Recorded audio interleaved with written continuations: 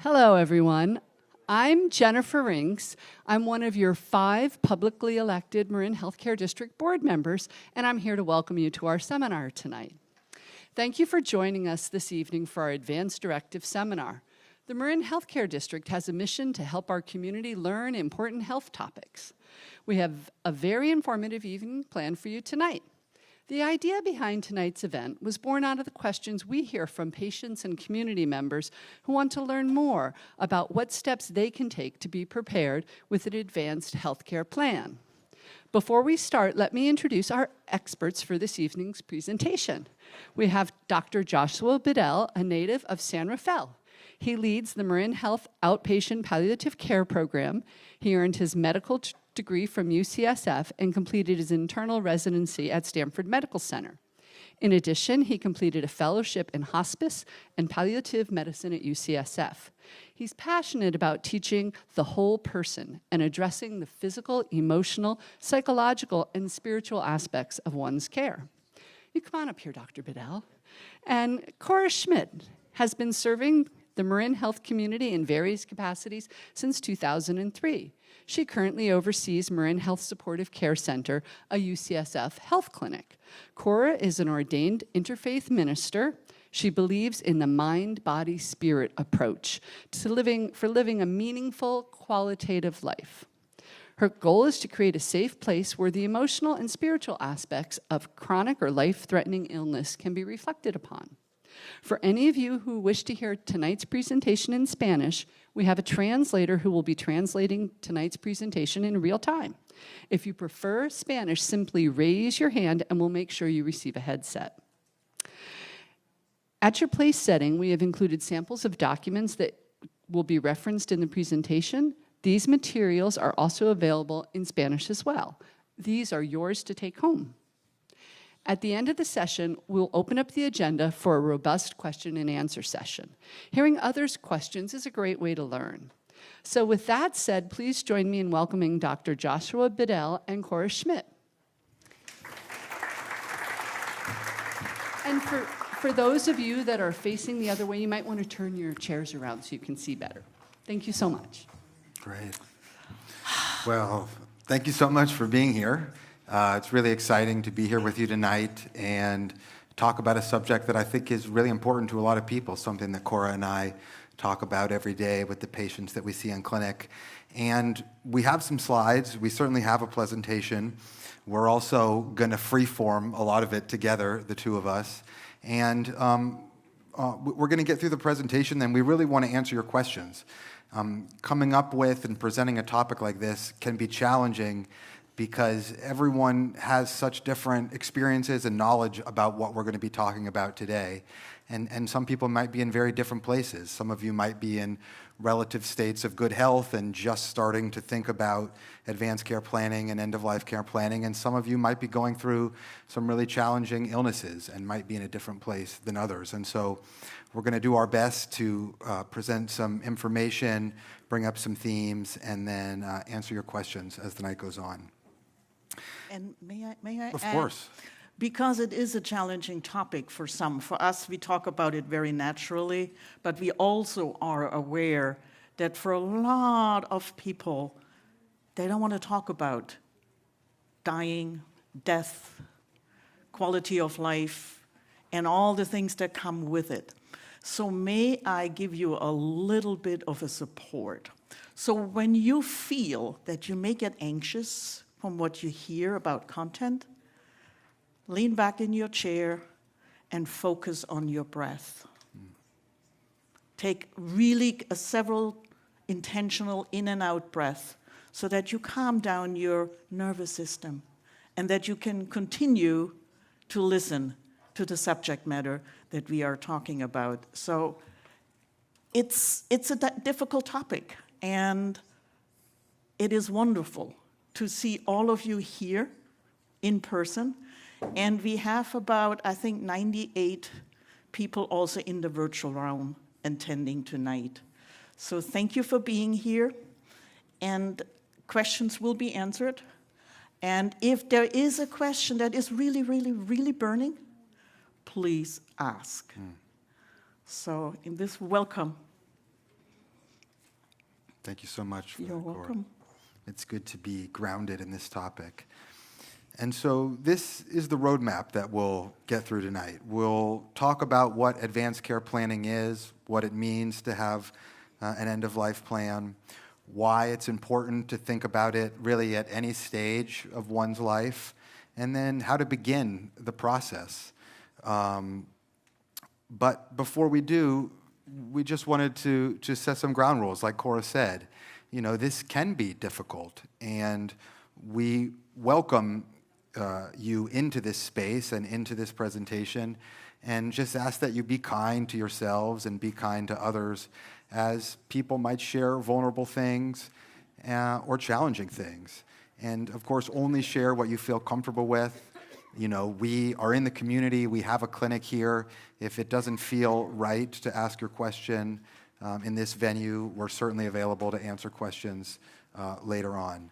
So this is just a reminder to everyone to be kind to yourselves, be kind to one another, and like Kora said, when all else fails, put your feet down, lean back in your chair, and take some deep breaths. Mm-hmm. And before we really dive into, you've seen the printouts on your table and chairs. So of course, palliative care people are curious. They want to get to know the whole person. So my curiosity now is, of course, wondering how many of you here in the room and also in the virtual room have heard about Advanced Healthcare Directive, POLST? Nice, nice. And we have to wait a little bit because Daniel is taking the poll that we now can do in the online world to see what the audience comes up with. Still counting? It's about the same, but let's say it's averaging around 45% this is the first time they are learning about it. Oh, thank you. And 57%, 55 to 60%, this is already have a healthcare directive in place. Wonderful. And what about the POLST? Because that is a different form. I see one hand up. Mm-hmm. Nice, nice. Yes, that's the pink form. You have a pink form that you either have on your fridge or inside the freezer.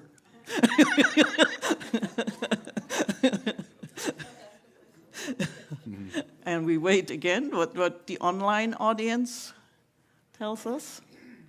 40% yes, 60% no. Mm-hmm. It's helpful, thank you. Nice, that is really, really helpful. And by the way, if you are wondering, I do have an advanced healthcare directive. So I did do it for myself, because you cannot just, ask others to do if you yourself are not doing it as well. So with this. Wonderful. And so we thought we would also just spend a couple minutes, articulating, explaining who we are as palliative care providers. Kora and myself, along with Nikki, is our social worker. She's here in the audience today, and will come up later in the presentation. We're part of the supportive care center here at Marin Health. So that's the Outpatient Palliative Care Center that's comprised of myself, Kora, Nikki, social worker. We have a half-time nurse practitioner named Rebecca, a RN named Cheryl, and then a clinic coordinator named Wes. And what palliative care is I think it's a discipline of medicine that's getting to be more well-known. Sometimes there's confusion between palliative care and hospice, but what palliative care is broadly is just care for people with serious illness, fairly loosely defined. Our goal is to help patients feel as well as possible, live as long as possible by addressing the physical, emotional, spiritual, psychological dimensions of their care, and to really be there for them and their families as they navigate tough stuff. Our goal is to improve the quality of life of the patient and their family, really at any stage of disease and at any age. We are an extra layer of support that patients and families can get in addition to all of the other care that you might be getting at Marin Health or elsewhere. So if you're getting oncologic care, cardiac care, kidney care, any sort of specialized care, you can get palliative care alongside that at the same time. And so in some sense, it is designed to be defined fairly broadly because we want people to come to our clinic. So if you feel like you want to talk to us or just check in and say hi, you don't have to be in the midst of crisis to get palliative care. And in fact, sometimes it can be nice when we meet folks when things are relatively calm. And so that's just a plug for our service. This is another way to think about it. You know, palliative care is a much broader discipline of which hospice is a very specific part. Hospice is sort of a specific philosophy of care. It's also its own specific insurance designation that often people access after they've transitioned from more traditional disease-directed therapy, whereas palliative care can be gotten the whole time. So that's who we are, that's why we're here, and we are welcome and open to anyone coming to see us in clinic anytime. So welcome very much. As we start to get into exactly what advanced care planning is, you know, the topic of this meeting is, do you have an end-of-life plan? And I would invite people to think about it a little bit differently and say, do you have a life plan? You know, when you think about your life ahead of you, what does that look like to you?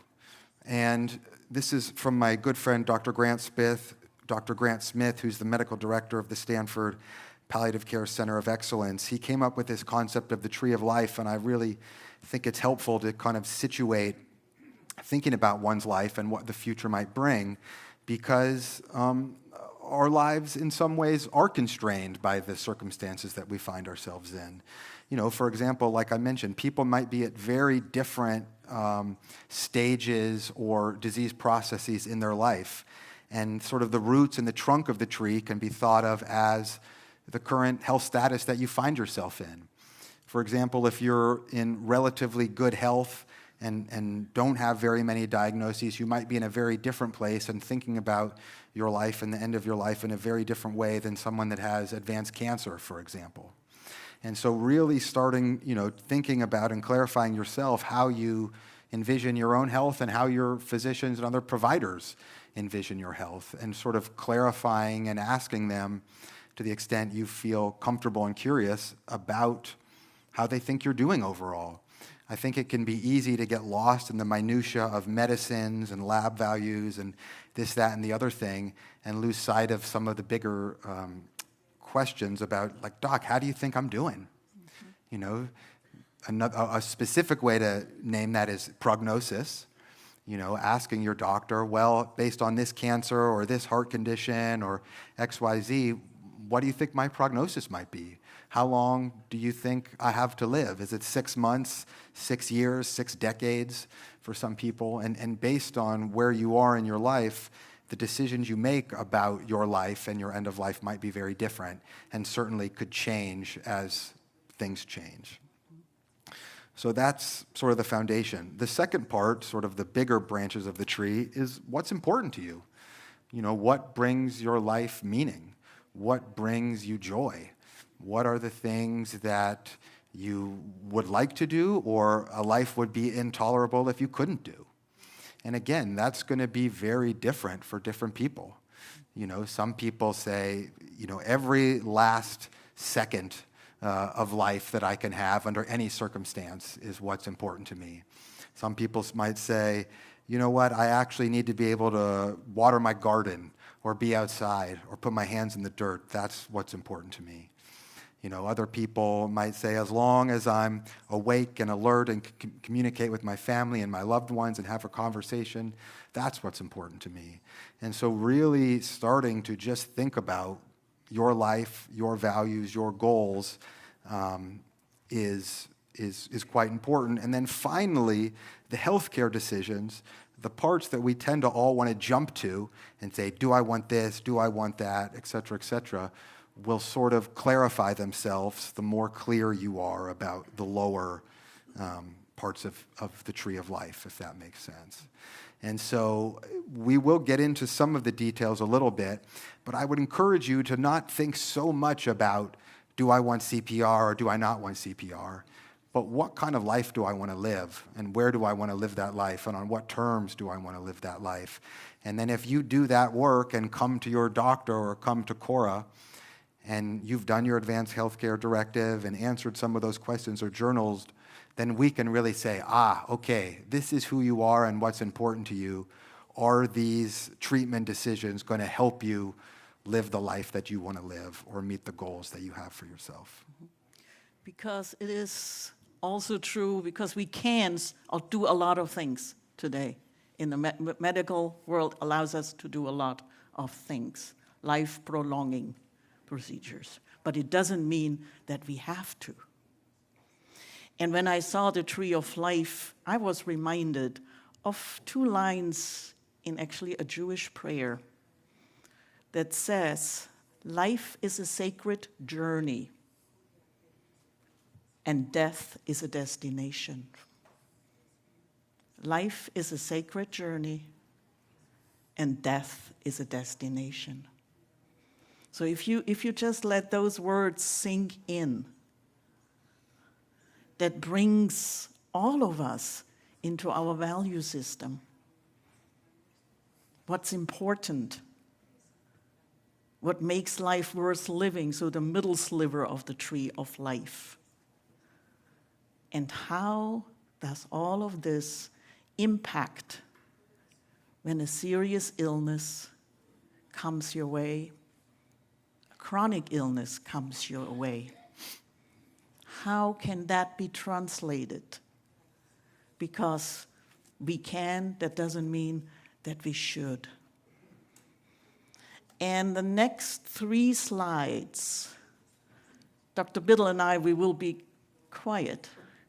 We just let the slides sit for a moment. Please look at them. And then feel kind of what emotions get triggered within you. And then I will briefly say, popcorn style, maybe we can just share some of the emotions that perhaps been triggered by the slides. And I will say, to that point, remember, there really are no right or wrong answers to any of this. You know, I think sometimes, too, it can feel like we have an agenda or we have a bias or people want you to do something. That really is not the case. You know, the goal of this is to try to get clarity within yourself so that as things change and arise, you know what's important to you and your loved ones know what's important to you, and that can be articulated to your healthcare team. And through a group like us, we can help amplify and articulate that vision and those goals with you. And so, again, there really is no right answer to these things, but the more clarity you can get for yourself around what it looks like for you in terms of specificity and even narrative specificity can be helpful.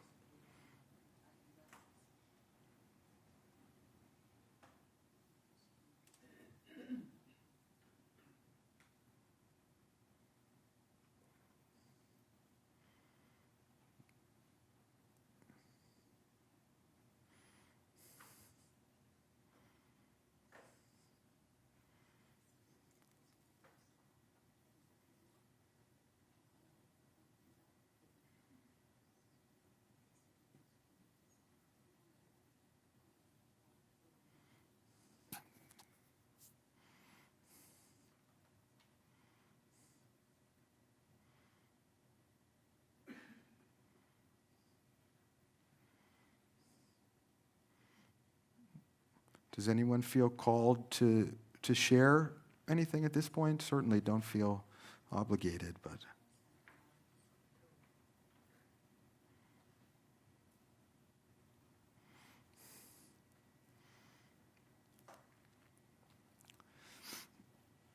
I will say another way to get at this, and don't worry, there's a funny part of the presentation coming up soon, but you know, another way to get at this is to acknowledge that death is going to happen.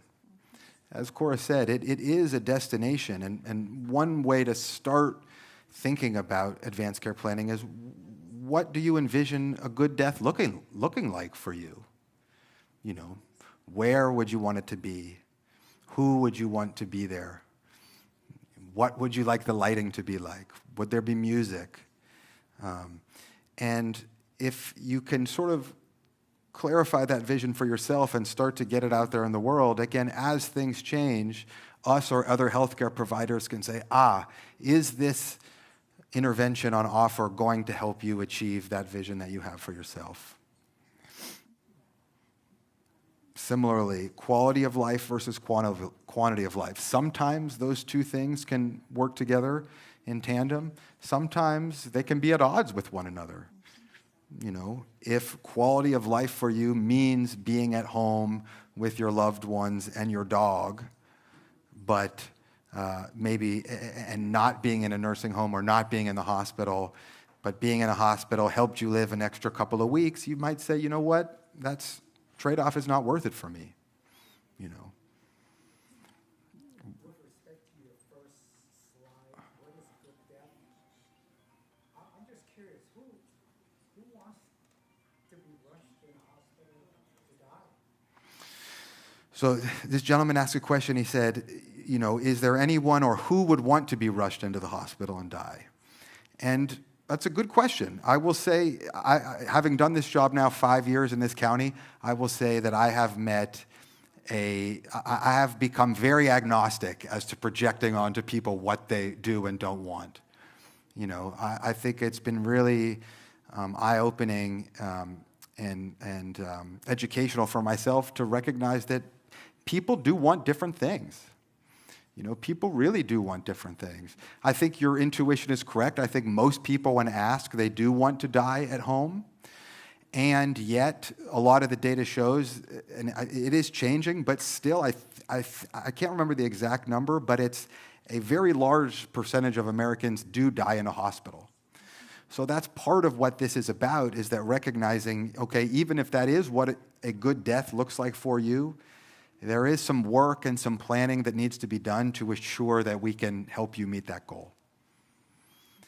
Similarly speaking, if the goal is to live as long as possible and being in the hospital is the way to achieve that goal, that's also possible in our healthcare system.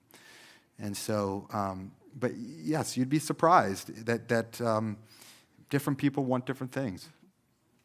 And for some, it is also not acceptable to die at home due to religious belief, superstition, you name it.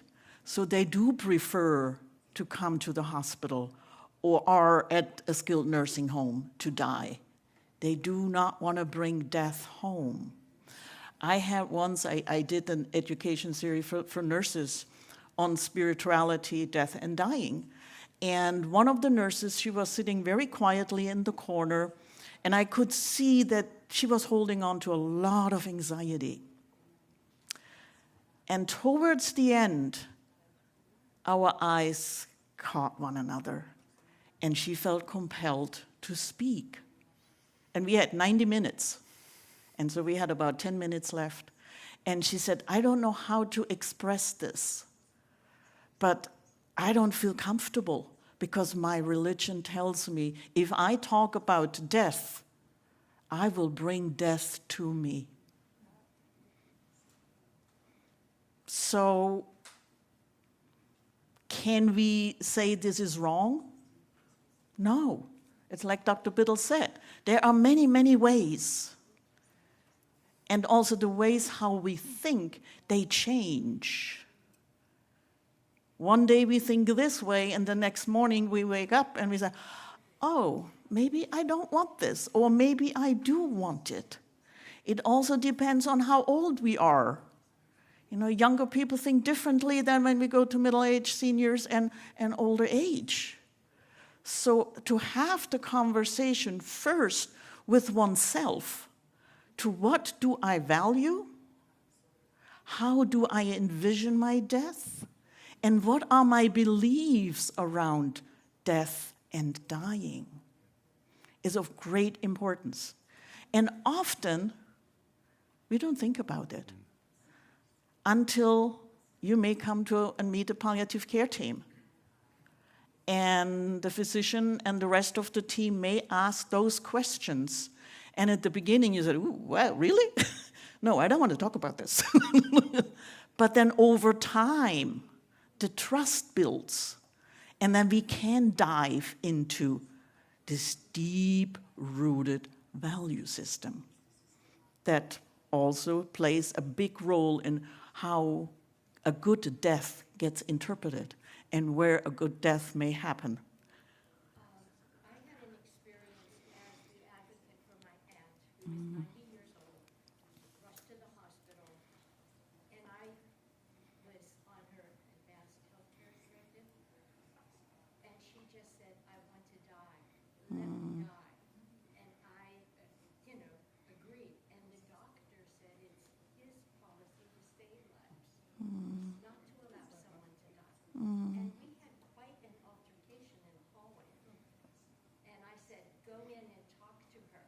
And she said, let me die, let me die. And I said, I want that in the front of her chart. And it was very, very unpleasant. And I felt awful, challenging a physician who really believed what he believed, but she and I believe what we believe. And that's my concern about being rushed to a hospital, that I won't be allowed to die. But it then takes such a good advocate as yourself, who is not afraid to stand up and say, no, this is what's being shared with me. I have the documentation on top of it. And I have my dear friend, my aunt, who actually says it. She verbalizes it. So yes, choosing the right proxy is of uttermost importance. And sometimes we just think, oh, yeah, it's my loved one, my spouse or my children, because they know me. But they may not be the right person to speak on the behalf of the family member. When I completed mine, I spoke, and it's my son, I spoke with him. I went in detail over the form. And then I said, and now you take time to think about it. Can you be my advocate? And if it comes to the point that we may have to let me go, you can do that? And you can continue living with a heart at peace. Because when everything is fine, oh yeah, we say, oh, of course I will be your advocate, I will speak for you. But what if and when that form comes actually into play?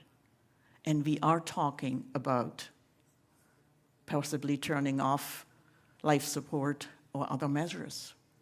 So yeah, choosing the right person is of great, great importance, and one needs to think about it, who that person might be. And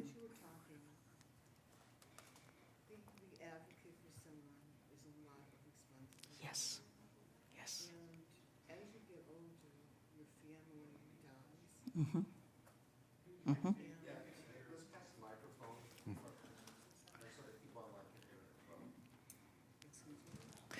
they're going to give you a microphone. Yeah. As you get older, your family passes away. As in my case, my brother was my last sibling, and after he passed away, I realized that I really don't have an advocate that I feel really close to. And it's really, that alone adds another stressor. Yes. Yes, it does. And thank you for bringing that up. Because yes, that is a big worry and a big concern, that as we get older, people die or move. That's also why it is important to actually review the Advanced Healthcare Directive. In the beginning, maybe every 10 years, and then you go down to 8 years, and after a life-threatening event or a healthcare scare, to do it.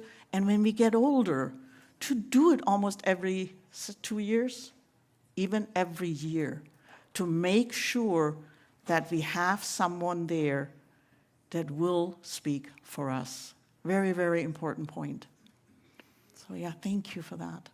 And we'll get into a little bit of the specifics, but I think both of these things go to that this is a process. Mm-hmm. It's a process, it's a conversation, it's an orientation. It's not a one-time thing that you do once and stick in a cupboard there and then hope everything turns out the way you want it to. And I think I've developed a lot of compassion for all of my colleagues, other healthcare providers. I mean, I truly think that all healthcare people go into it for the right reason. We all care about patients. We all love our patients. And yet, because of constraints and stresses and various different things, people may not be resourced or expansive enough to know how to meet people where they want to be met in crisis. And so the more we can talk about it and get these things on paper and let your other healthcare providers know, we all kind of just cross our fingers and hope for the best, that we've done enough groundwork to ensure that we get the outcome that we're all hoping to get. But let's... Yes, the last, yeah. Yes,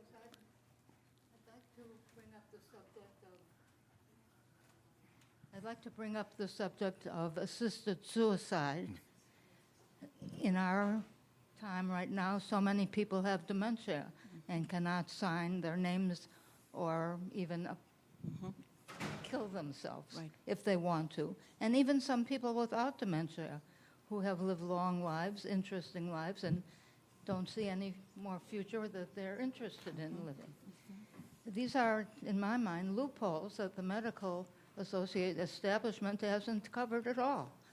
And I would like to bring up the subject to hear what you have to say about assisted suicide and how people who cannot are disabled, Right. and people who just want to die.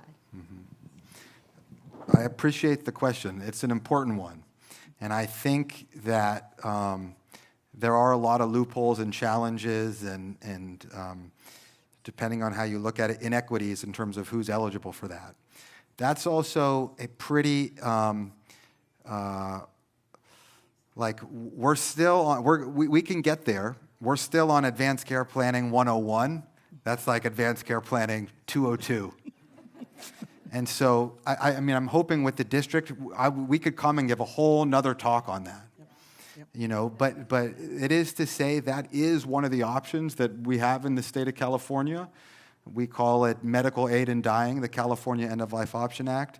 But yeah, it's quite complicated. You do have a legal right under certain circumstances in this state to end your own life, depending on the medical condition you find yourself in. But it is quite complicated. And so we'll put a flag in that, and then we'll work through this, and then as things come up, we can address that question. And there is an advanced healthcare directive that is specifically for dementia patients. So if, onset of dementia, you can actually complete, because you're still there, a specific dementia advanced healthcare directive. There is also a specific healthcare directive for behavioral health patients. There is another one for organ donor transplant patients. So it can get really specific because that form is there to express your wishes. And depending on your circumstances, you need to be able to adequately express your wants and your do not want. So there is specifics for. I have them in. We'll get. I promise you. We'll answer all the specifics. Yes, we'll get them. Because again, it's and this is often what happens. It's very easy to get lost in the branches of the tree, and especially for this talk and what you can do now. I mean, truly, if you were to just start with these things, I promise you this will get you 90% of the way there. And by doing these 5 take-home things, it will start you on a path that will then enable you to find every other resource that you need. And this is what we're going to come back to over and over again. And if you just did these 5 things, you will be 95% of the way there. And that really is just start to have a conversation with yourself and your loved ones to clarify what is important to you. and you don't need any, first you can just write it down. If I got dementia, this is what I would want to happen, and just write it down in a long form way. So just starting to have the conversation is paramount. Starting to have the conversation with your healthcare team. The next time you see your doctor, say, hey, I went to this advanced care planning seminar and I learned about Advanced Health Directive. I got a POLST form, I want to start working on this. And just to know that it's not going to be a one-time 5-minute conversation, it's going to be a process. And then you're going to say, hey, I heard there's a specific advanced care planning document for dementia. And then they can point you in the right direction. But if you start having the conversation with yourself and your loved ones, just start to have the conversation with your medical team, identify the surrogate decision maker, the durable power of attorney, which we'll talk about, the person that could make medical decisions for you if you were unable to make it for yourself. Complete an advanced health directive, the one we gave you there. There's a really amazing resource called prepareforyourcare.org. That's an advanced health directive, interactive online tool put out by UCSF that helps both complete the advanced directive and will create a POLST form for you along that. And the fifth one is just familiarize yourself with the POLST form. Just look at it, know what's on it, and then as questions arise, use it as a tool to talk to your healthcare providers. So we're going to get in a little bit the specifics of that. Before we do, though, sometimes, which we've hinted at quite a bit, sometimes it can be helpful to know what advanced care planning is not before we figure out what it is. So this is a pretty good, Seinfeld can help us out here. Situation number 4. You're breathing on your own, you're conscious, but with no muscular function. Well, would I be able to communicate? I don't see how. I don't like the sound of this one. Yeah, let's pull the cord. Yank it like you're starting a mower. Moving on. You have liver, kidneys, and gallbladder, but no central nervous system. Well, I gotta have a central nervous system. Okay. 1 lung, blind, and you're eating through a tube. No, that's not my style. Boring. All right. You can eat, but machines do everything else. I'd stick. Yeah, stick. Because I could still go to the coffee shop. So what's actually really good about that, it does both things. I think it shows you what we can't do, which is predetermine and know what to do in every single imaginary scenario that's going to happen in the future. But he does hint at the very end, what's important to him. Going to the coffee shop and being able to have a conversation with Jerry and enjoy the reverie of his friends. That's the key part of all of this. Is no one wants to be on a breathing machine. No one wants a feeding tube. The question is not, do you want or not want those things? The question is, are those things going to help you achieve the goals and live the life that you want to live? What is your coffee shop for yourself? And are the interventions that the doctors and other healthcare providers offering you going to help you make it to your metaphorical coffee shop?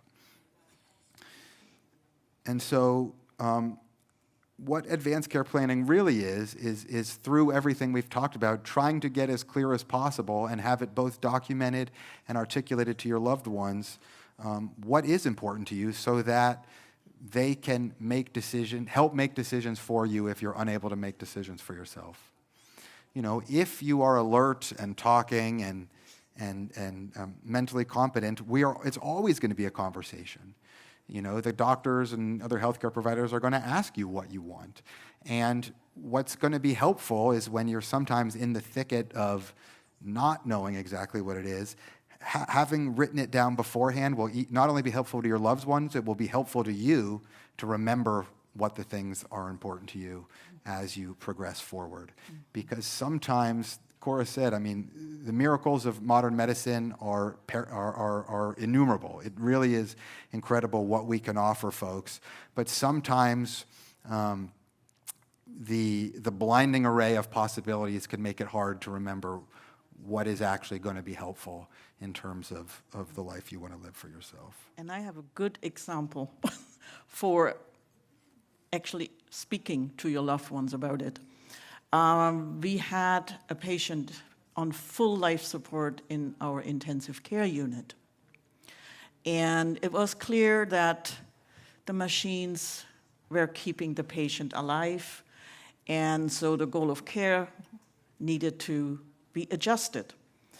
Now the spouse said, I cannot make any decision for my loved one because I don't know what to do. And so, of course, we all asked, do you have an advanced healthcare directive from your loved one? And he said, no, I don't. And so there was nothing that the spouse could do because it was so determined that I cannot decide. I cannot decide. I don't know what my loved one would want me to do. And then one night, there was a dream that one family member had. And in that dream, there was a very clear message to what that family member should do. So she came to the hospital and was slightly confused and said, I don't know what to do, chaplain, with this. And I said, well, this seems very lucid. Have you followed the instruction in that dream? And she said, no. Say, follow the instructions. She did. She went home. She followed what was revealed to her in a dream. And there, voila, was the Advanced Healthcare Directive. True story. And she came back with the piece of paper, handed it to the spouse. He looked at it, and he said, now I can make the decision. He had no idea that his loved one had made and completed an advanced healthcare directive with very specific instructions. And he said, now we can stop, and I'm at peace. True story. It came in a dream. So make sure that you talk to the individuals that you will appoint so that they know not just where the advanced healthcare directive is, but also what your wants are in the instructions. It's a beautiful story because it also highlights what we know in palliative care, which is we identify the patient as the locus of importance, which is true, but this is really a family issue, your family and your loved ones. And to the extent that the Advanced Health Directive is for you, it's also for them to help make their lives easier so that they don't feel responsible for not knowing what it is exactly that you wanted. So we talked about, we kind of are hitting the same points over and over again, but the big thing is getting clear with yourself about what's important, and then also, probably the most important decision is picking the person that's going to be able to articulate your goals and values for you in the absence of you being able to do it yourself. And like Kora hinted at earlier, for many people, they just think the default is their spouse or their child or something like that. But it is worth clarifying that and corroborating that with them and making sure that they feel comfortable doing that and are willing and able to speak for you in the event that you're not able to do that yourself. You'll see that most of this, what we talk about in palliative care, is making the implicit explicit, and that's really what this whole process is about. Like you brought up earlier, you might feel in your heart that it's very clear and obvious that a person would not want to die in the hospital and want to be at home. But really taking the time to get that out, get that on paper, and share that with the important people in your life really goes a long way when the rubber is hitting the road. And may I also add, when it comes to values, possible religious, spiritual beliefs. And I say that because, we all have our own directions.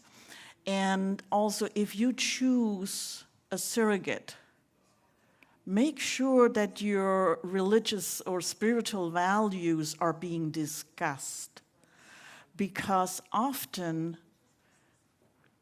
the proxy may ask things such as prayer that may not be aligned with the patient. Or, if we can't or need blood transfusion, and the proxy said, no, I'm of Jehovah's Witness, we do not give blood transfusion. But the patient may not be of that tradition. So it is really, really important. We don't think about it, but it's looking at the totality of what makes us who we are and what is important, so that we deeply, deeply care about the whole person, and that the person who will speak for you knows you and will also stand up for you, not for them, but for you. Thank you. Yes, sir. Go back to your example of this real-life incident where this person was in the hospital under all kinds of support and no directive, but they found the directive. So let's say, just for example, the directive says, let me go. Or maybe even let me stay. Keep me alive, whatever it is. If it's let me go, I guess you'll just unplug. But if keep me here, you just got to continue to keep it going regardless how long? And so I know it's so tempting to want to try to do that. It's so hard to answer these questions in the hypothetical. It's always going to be a conversation with the healthcare team. Certainly that's a very specific situation, being in the ICU, being on machines. That's kind of the extreme version of a situation that someone can find themselves in. But it's all, having that document is just really going to inform the conversation that you're able to have with the team taking care of your loved one at that time. And in the absence of that, you're kind of just like the loved one in that story, you are just groping in the dark a little bit, versus being able to bring something up and say, this is this person speaking for themselves. And is what we're doing in line with that, or is it not? And of course there might come a time when the hospital might say, you know what, we don't think what we're doing is helping. And that might be a different conversation, but at least you have a document that you can point to that informs the conversation that's being had. Yeah. Yes. Yes. And in addition to that, we also have an ethics committee here in the hospital. And if we have ethical issues, they will convene and we will talk about it. Because, we all have different ways to look at it. So, and life is sacred, period. And so bringing it to an ethics committee, going back to the family, is really, really important. And there are these ways to make decisions. The hope is, and the goal, if you do these things really well, it doesn't have to get to the higher and higher, more abstract decision-making bodies. I think that's really, for me, the message of this.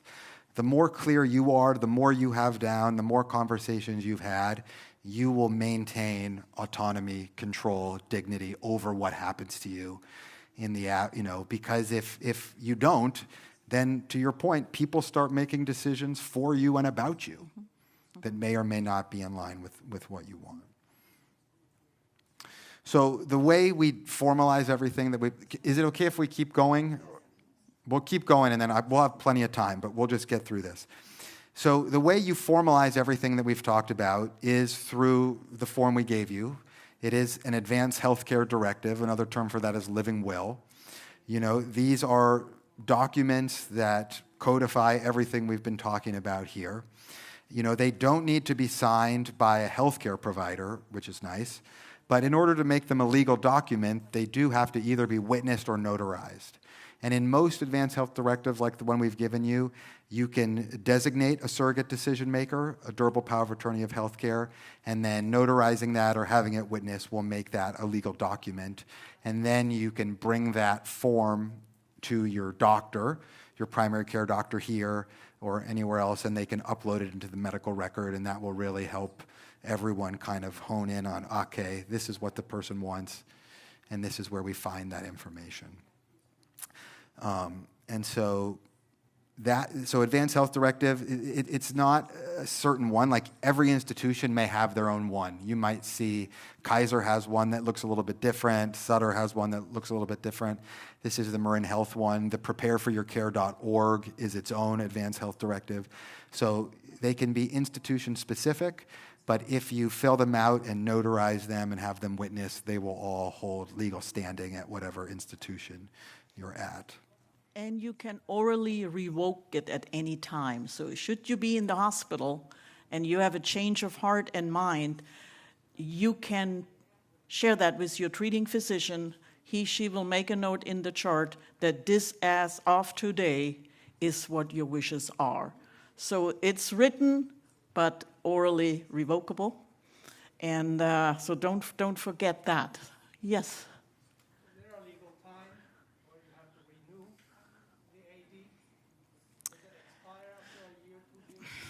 No.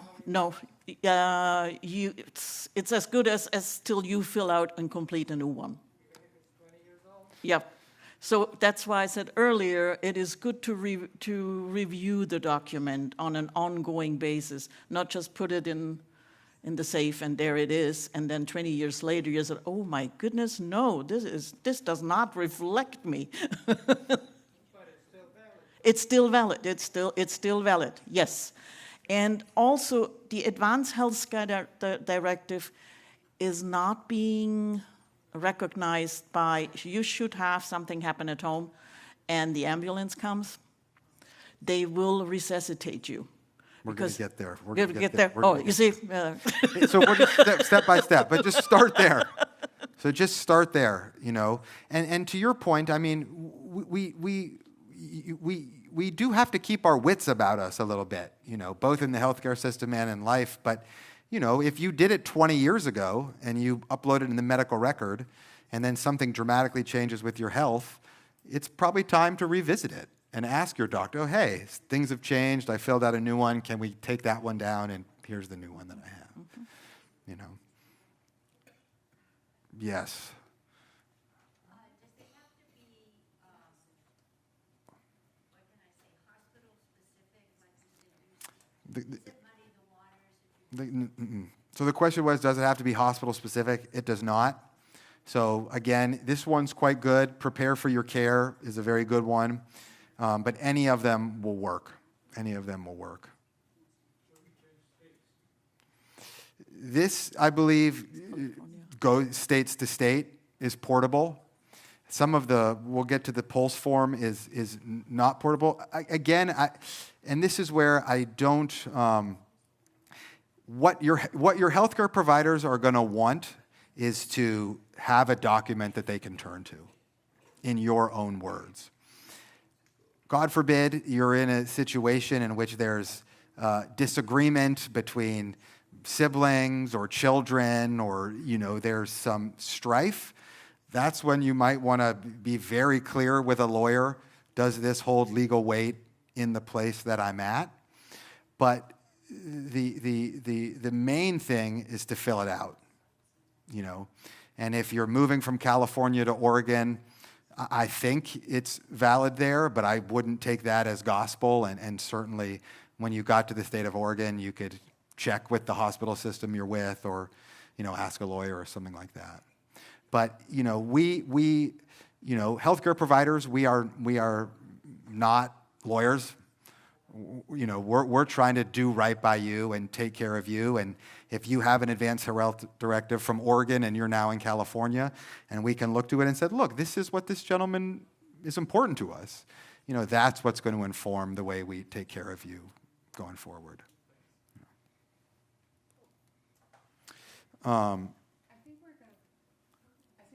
Ask you to hold your questions, maybe jot them down right now so they can make sure they get through their presentation, because I want to make sure they do. So you've got a pen at your table, and you can go ahead and jot that down, and we're going to have a lot of time for questions at the end. But I want to make sure they get through their presentation. Thank you.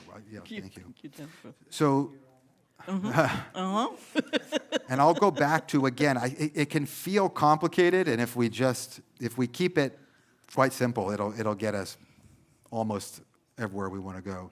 So just the other important terms we talked about, these are all terms for the surrogate decision maker that we talked about: durable power of attorney, healthcare proxy, surrogate decision maker. They all mean essentially the same thing. And again, the most important thing is that you just know who the person is and know that they have your back. And then having it documented somewhere is going to be helpful. You know, whether that's in an advanced health directive, that's the best place to do it, that's been notarized or witnessed. You know, if you meet me in the palliative care clinic, I always put it in my note. I say, I talked to this person and they are, they've identified their surrogate decision maker as so-and-so.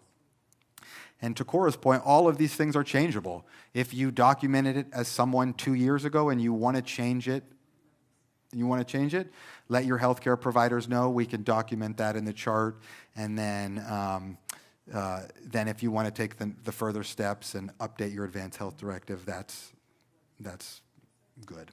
And please let your proxy know that you appointed him or her. There are many, many instances, unfortunately, that people are being put in situations and they had no idea the responsibility that they were carrying and had no idea about that. So please, please, please, don't just appoint, fill out, and that, oh yeah, she will be all right. Susie may not be all right when she's standing at the bedside and has to make the decision of turning off the machines or not. So also, big takeaway, let the surrogate know.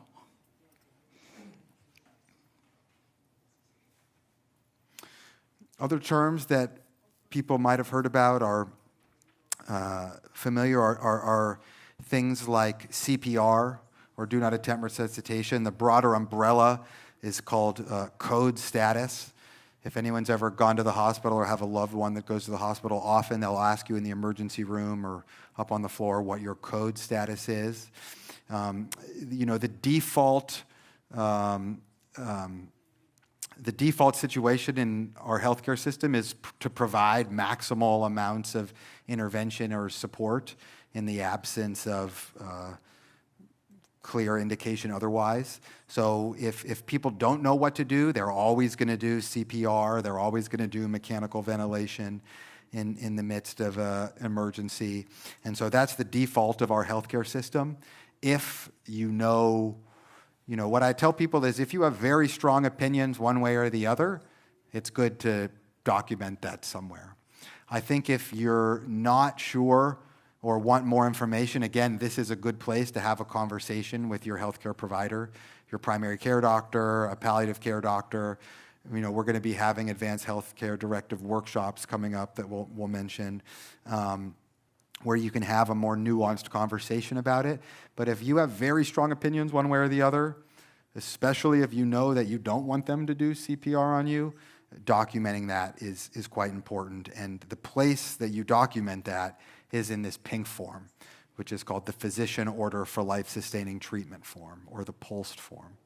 Now, this is one that I believe has to be updated in each state. But again, these are good questions, and I'll confirm this afterwards.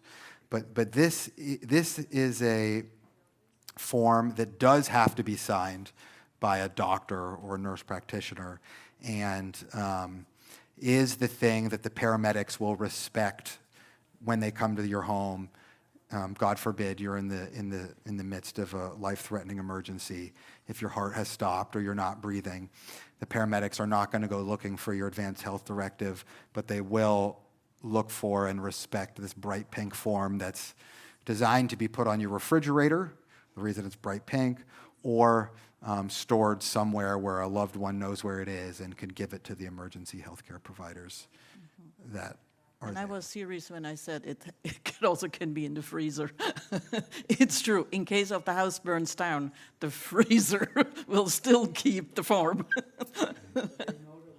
Yes, yep. Theoretically, I think, again, you do everything you can to advocate for yourself and get your wishes out there, but that's what they tell us. Either put it on your fridge or in your freezer.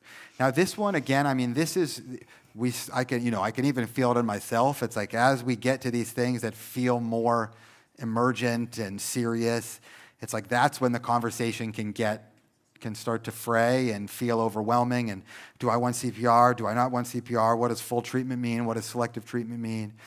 I mean, that's where, again, we just go back to like, do steps 1, 2, 3, 4 first.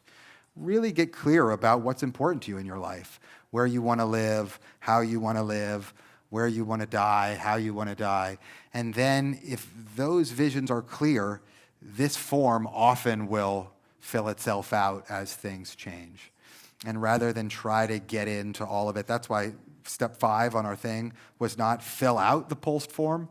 It was just look at it and get familiar with it and hold it and read what it says. And then at some point in the future, talk about it with your healthcare provider or as a family.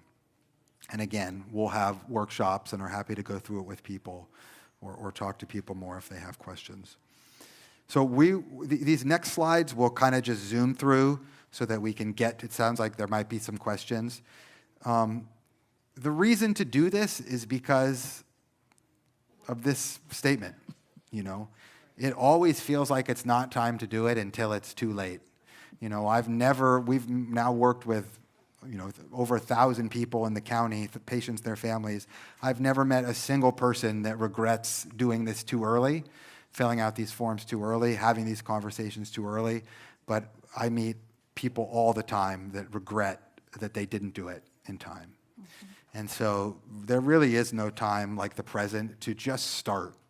You don't have to have it perfectly done. You don't have to fill it out. But just to have the conversation, start the process is good. This is another really good resource, the Conversation Project. You can Google that. And they have a lot of good resources about how to have and start the conversation with your family. But these quotes just kind of say what I think we probably all intuitively know. These are some big survey data. 90% of people say that this is important, versus a third of people that have actually done it. 60% of people say it's extremely important that their families not be burdened having to make their decisions for them at the end of life. Only 44% have actually communicated what those wishes are. All different ways to say the same thing. 82% of people, when you ask them, say, yes, it's important that I should write this down. 23% of people have actually done it. And so the whole point of this seminar is just to continue over and over, hammer home the point, like just start the process. Just start writing it down. It doesn't have to be perfect, but just by being here, I mean, you've done it. And to just take those next few steps of start writing things down or having conversations with the people that are important to you. It's kind of amazing. 70% of people over the age of 60 at some point along their illness trajectory will actually need someone to make decisions for them at some point along the way. And so again, it just goes to show that this really, really is important. And when you do it, it is more likely that your wishes will be known and followed, as some of the stories Kora has told about the hospital, and that the family members will be happier. The family members that are left after a loved one has died will feel better about the process that happened, knowing that they weren't alone on an island trying to guess what their loved one would have wanted, but that they actually were informed and had some documentation that allowed them to make those decisions unburdened. And then finally, going back to the earlier point, I think, again, being from Marin, growing up in Marin, my parents live in Marin, they're here. I think working here for as long as we have, it's like a lot of people live in beautiful places and they want to be home, and they're very independently minded folks that want to live on their own terms and be in their home with their loved ones and their pets. And oftentimes hospice can be the best way to make that happen at a certain point. And that by having these conversations, I know I've talked to many people, oftentimes people get into hospice in the last few days of life and really don't get to reap the benefits of that service. And by documenting these things, getting them down, for most people, it helps them remain at home, get on hospice earlier, and ultimately have their wishes known and respected. And it also helps your medical team. There is no guessing, because the medical team is here to do no harm. And the more they know about you, the better it is that they can take care of you and really tend to you and also your family system. Because when you, for example, come to the hospital or even in our clinic, it is usually the patient and the support system over time. So the clearer you are, the better it is that we all can be present with you in this journey and lead you and accompany you in accordance to what has meaning, what has quality, and what is of importance. So it works both ways, patients and also the medical team. Yeah, it's a great point. I mean, we are all in this together. We're all trying to do right by each other and take care of each other. And it really is just about a conversation, and probably for, like, we're now saying the same thing for the fourth, fifth time. I mean, really, where do I start? It's those 5 things. By being here, you've already started. Tell your loved ones, tell your kids, tell your spouse, hey, I went to this advanced care planning workshop. Could we schedule a dinner and just talk about it together? And then go out to dinner or cook dinner at home and just start the conversation. Or journal by yourself. There's some really nice prompts in this Advanced Health Directive, making it as clear and specific as possible. Like, what does a perfect day look like to you? What are the things you enjoy? Where do you want to spend this part of your life, the next part of your life, and the end of your life? And just write it down and try to get as clear as possible. Talk about the things you're worried about. Some people are, again, being in Marin, some people are terrified of having to be dependent on others for sort of their daily needs. And if that's true, write that down. I mean, we also know the data shows as things change, people adapt and are able to cope and deal with things that they didn't think they would be able to cope with. And again, that's totally normal and valid and can be changed in the future, but at least getting it down will help inform the care you get now and the care you get in the future. And of course, it's all of that to say is uncertainty is okay. It doesn't have to be perfect, but you just have to start. The second thing, like we said, just tell one of your healthcare providers that you came to this seminar, that you got the forms, that you're starting to fill them out, and that you will get them to them within 3 months so that they could upload it into the chart or something like that. And it's a great time to bring it up with them and just gauge your healthcare provider, right? If you bring it up to your doctor and they're uncomfortable having the conversation, well, then you'll know, okay, I need to find another doctor that's happy to have that conversation. And that doesn't mean to leave your doctor, but you could reach out to us, you could find another person, but just find someone that's open to having the conversation with you. The third thing, now the more direct things, if you really wanted to excel on this test, choose a healthcare decision maker. Think about who you would want that person to be, check in with them, see if they're game, and then start to share the process with them. If you really wanted to be an A+ student, you would fill out the Advanced Health Directive. We gave you the one. There's the one, prepareforyourcare.org. Sometimes the blank pages can just be intimidating and gender writer's block in all of us, but this is an interactive website that will just take you through it step by step and watch videos and click answers, and we'll help through it. And then finally, you have the POLST form. Just be familiar with it, look it over. Don't have to fill it out, but know what it is and know that you can talk about it with your providers when you see them. These are some really great resources. The conversationproject.org is a really good one. videos, various things that you can watch, prepare for your care. The UCSF Mary Center is for education and palliative care is a really great resource. They also offer workshops on advanced care planning. They have poetry, they have support groups, they have a whole number of things that are great. And then similarly, the Stanford Palliative Care Center of Excellence has resources. And what we did not put on there is anyone familiar with the 5 wishes? So the 5 wishes is actually also comes in a card game. And it's great conversation starters. So you just pull the card and there are questions and you can talk over the question and your answer with your loved one. So put that in mind as well. And the Marin Health Advanced Healthcare Directive, actually the first few pages are 5 wishes questions. So that's why they are there. And when you are wondering why, it was an intentional decision to have those questions at the beginning so that your healthcare team actually gets to know you, what you value, how a perfect day looks like, the things that you do want and don't want. So it is all about you. You're on top of the totem pole. And really, really bringing it home to share who you are. And perhaps while going through that process, you also learn a lot about yourself. Things that you may have not known, or you have put away, or deemed not as important, they may all come up. So therefore, make it a slow process. Do it when you are not in a crisis.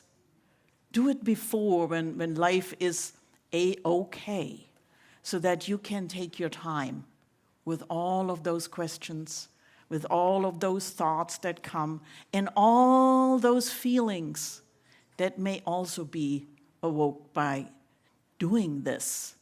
You know, I had once, I have so many stories being for over 20 years here,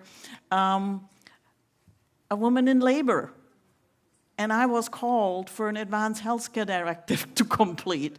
And I had no idea how far along. And so when I walked into the room, I immediately recognized that we were very far along in the process. And I said, oh, I'll come back. I come back. And she said, no, don't mess with a laboring woman. No, you stay here. She was very direct. And I said, you know, everybody's here, your husband is here. If something should happen, then he will automatically be the default of your decision maker. And she said, no, it is very important. I just realized that becoming a mother comes with responsibility. And I want to be a proud mom.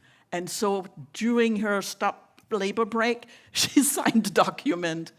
And then later on, I learned that 5 minutes later, she delivered a healthy baby and was very, very happy that she could take care of a responsibility that suddenly just dawned on her with bringing a new child in the world. So, yes. Beautiful. Slow process. Slow process. But yes, so this is who we are. This is the palliative care team. Myself, Kora, Nikki, who's here, Rebecca, Wes, and Cheryl. You know, we're more than happy to talk to anyone anytime. If you have a Marin Health provider, you can always ask them for a referral to our clinic. You can call the clinic and schedule an appointment. But we're here and happy to talk and support anyone in whatever way it makes sense. And then, like we mentioned, Nikki, who's here. This is Nikki, our social worker extraordinaire. We're going to have, looks like up to 4 sessions, September through December, where you can actually bring your advanced health directive or the POLST form with you, and Nikki can actually help you fill them out and go through it that way. So that would be great. And by the end, you can actually sign up already for those sessions. Yes. So if you look at your evaluation sheet, the dates are on it, And December, I think it's December 10th, right? It's actually virtual. Everybody, all the other ones are in person. And so, yeah, if you feel inclined that you would like to have a sit down and really personal attention, consider signing up for one of those follow-up sessions that Nikki will be there and happy to guide you and answer all the questions that you may have. All right, thank you very much for being here. Super nice to get to spend an evening with you, and we have some time for questions for sure. Yeah, I just want to let folks know. Yes, let's have a hand for our speakers. And we're going to transition to questions and answers, and we have people watching online too, so we're going to make space for them to ask some questions as well. So just wanted to let you know. So go ahead and raise your hand, and we will run around and get you with the mic. What's the cost of this palliative care? Hold on. I'm going to go to her first, and we'll be right there. My question concerns the POLST, and I noticed in section B and as well as C, you have something called a trial period of full treatment, and again, a trial period of artificial nutrition. Do you have a date for this trial period? Is there something associated with a trial period? I mean, is it going to be a couple of days and then it's stopped, or?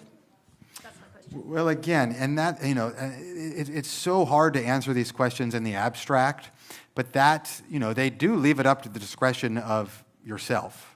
Usually, I think the big one way to think about these things is there are reversible conditions, or there are sort of progressive non-reversible conditions, right? So if you had a pneumonia that could get treated and you could recover, and they put you on a ventilator for 3 or 4 days to get you through that condition, that would be very different than if you had metastatic lung cancer and they put you on a breathing machine, but there's really no way for you to get off of it.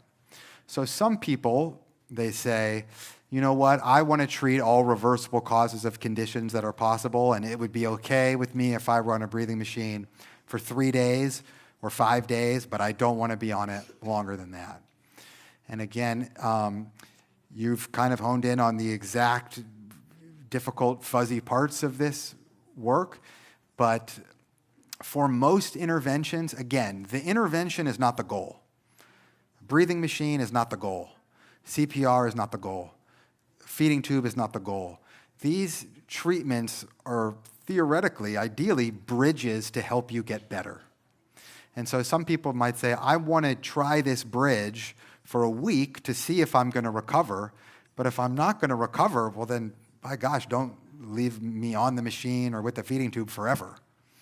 And so that is kind of providing a little bit of wiggle room to help say, you know what, I'm open to some of these things, but I don't want to be stuck. And that's where you kind of get to decide to what extent you're open to that. Mm-hmm. So with that statement, you put that in your directive to say, I'll try it for a week, but any longer? Yeah, that would be helpful. And again, I think that's where, again, it's so important, the roots and the trunk and the branches of the tree, right?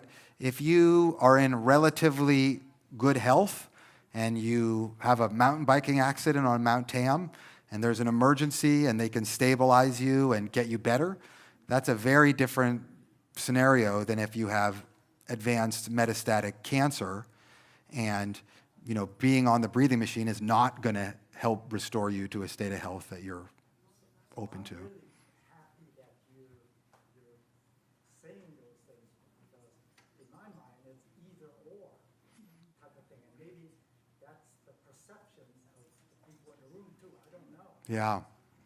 Yeah, it's definitely not an either or, but it is like these interventions are just like any other medical intervention. We do them for a reason. We give you antibiotics to treat an infection so that you can get better.